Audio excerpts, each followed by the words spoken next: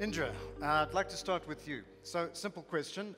Who's online? How many people are there and who are they? Well, last time we checked, which in internet time was a lifetime ago, 2012, 1 in 3 adults in South Africa were using the internet. And we think now it might be closer to 1 in 2.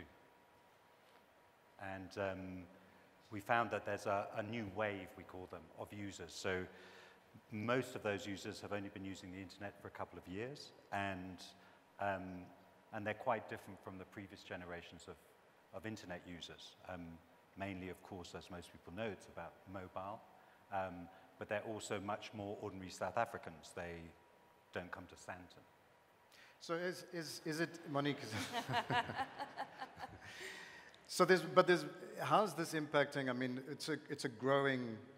there's more people getting online. How is offline and online, the brand strategies and the strategies, how did it compare in the past? How's it comparing now? It's a very good question.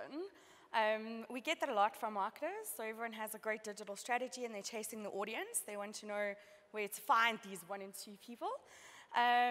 But what often gets lost along the way is the untapped power of digital advertising and driving brand compared directly to offline channels. We're talking about telling stories today, and digital does that really well. But the slide I've got up behind me shows you a real campaign in South Africa where 5% of the budget was on digital, 22% of the brand return was from the digital campaign. And it's things like this that we sometimes overlook. So in great creatives, great stories, digital has a fantastic power to do that. The one thing that should be noted here is this happens often. We look at digital, but digital's not a channel, right? There's lots of different platforms within that. And to Indra's point, we found that mobile performs really, really well in South Africa compared to online. So I don't know if you have any thoughts on that, maybe.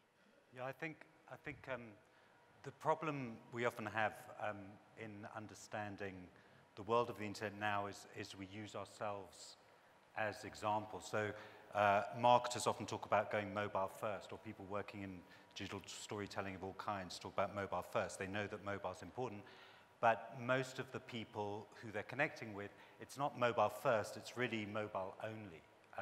We sometimes call them mobile-centric. They don't have Wi-Fi in centers like this. They don't have fixed lines at home. They don't have Wi-Fi in their workplaces. They probably don't have computers. There are many, many, many more mobile phones that can connect to the internet than there are PCs in South Africa. And in fact, as the internet's grown, there's still about the same number of PCs as there were in the past. And I mean, I think when we use ourselves as the example, it's, I've thought of it as like internet narcissism. You know, we look in the mirror and we think we know how it works. And as an example, if you think of doing a billboard, you do some ad, and imagine we all walked out of Sandton and someone here from all the major ad companies that we have here has put out a nice big billboard like something like this. But now imagine that advertiser expects us not just to look at it, but to pay to look at it. Because that's actually the real experience for most internet users in South Africa. They're on mobile, but they're also on mobile networks, and they pay by the megabyte. So they think about data, and they think about what they look at and consume and read and interact with. They think about it by the megabyte, but that also means they have to think about it by the rand. And the sort of rather terrible thing, I think, that we don't also connect with is the fact that most of those people who earn less than most of the people here also pay much more for their data. So if you have a fixed line, you can buy a gig of data for as little as 7 rand. If you're dependent on one of these for your data, it's probably going to cost you about 150 rand. So data's really, really expensive, and that's one of the biggest blockages we have, I think, to digital storytelling for all the people we could be telling stories to. So that's one of the challenges. I mean, how does one strategize around that in terms of mobile? I think that everyone, to Indra's point, says, you know, mobile first. We should have a fantastic mobile strategy. And we often look at slides like this that say this South African context. People aren't very favorable. Our consumers aren't very favorable when it comes to digital creative. They view that in a much lower light than TV. And then creatives beat themselves up because they go, oh, we need better digital creatives.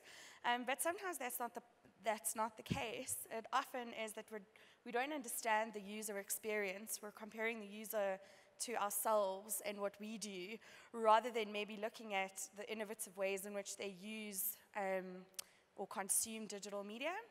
And this slide shows how mobile is very unfavorable in terms of creatives. People don't like seeing mobile creative. But if you dig a little deeper, that's not really the case. There's often other reasons for that, such as connection, data costs. People love sharing. And we actually spoke a little bit earlier about how consumers love sharing videos, but not in the way that we think about it. And I think Idra's gonna show some examples which are quite nice.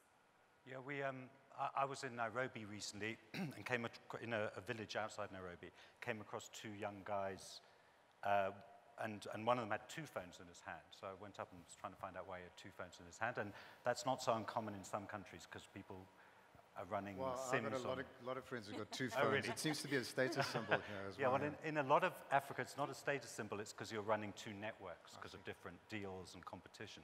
But in this case, what he was doing was sharing content, music. But there was no way he was going to use the internet to share because it's too expensive. So he was using Bluetooth, which is free.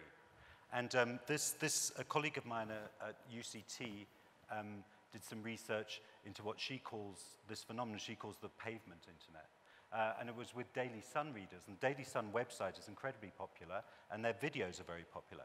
But they were very hostile to the sharing buttons on the Daily Sun website because that mode of sharing, which is pretty much standard, click here and then share a link on Facebook or on Twitter, for them that didn't work at all. Because if they were sharing a link, that meant they expected their friend now to view the video, and that meant data, and that meant rant. What they wanted to do was to download the video, not stream it, so then they could share it on the pavement internet, as Marion calls it, as in take my phone and show you the video. And it's our lack of kind of engagement with the user experience, the audience experience, that I think sometimes gets us lost in the storytelling. So how many people in South Africa don't have access, online access, and how many people actually aren't aware of it at all? I mean, does your research kind of have figures on that? So it's like two worlds. I mean, if I take myself, I have a computer at home, I have a computer in the office, I have Wi-Fi in the office, I have Wi-Fi at home. This fills in all those gaps. And my experience with the internet, I can think of it being 24/7, and I'm happy to engage, and I've budgeted the cost of that every month. And I get a lot of free access. Most people are doing this sort of rationing. And it's a bit, for those of you as old as me, it's a bit like, most people's experience with the internet is like dial-up. It's a very conscious decision to go online. You're budgeting how much time you're going to do it. You might prefer Facebook to other channels because you know you're used to how much Facebook costs in data terms, things like that. And at the same time, when you say what are the numbers, it's an incredibly fluid situation. There's a great quote, William Gibson, the sci-fi writer, has this great line saying, in terms of how to think about predicting the future's already here, it's just very unevenly distributed. And that's a permanent internet condition, I think. I mean, round the corner from me is a cafe, I can get 125 megs per second. That's super fast broadband for free. Meanwhile, in Tshwane, if you're a low-income person in Tshwane, you can get internet for free because the council's put it up. But if you're in Joburg, you can't.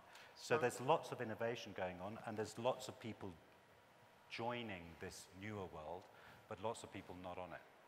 And so in going forward, the more people that get on, the cheaper it gets. What would you say, Monique, as a parting word in terms of going forward?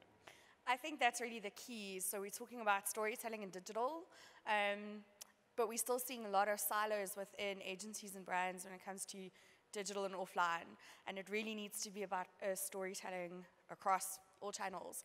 We find that campaigns that tell great stories and have digital as part of that and not sort of a tag onto the media does really well. And I think as consumers change and as smartphone penetration increases and everyone comes online via mobile, digital will become more and more and more important. But it's not just that, it's the way we tell stories across all platforms, across all our campaigns. Monique, Idra, thank you very much. Thank you.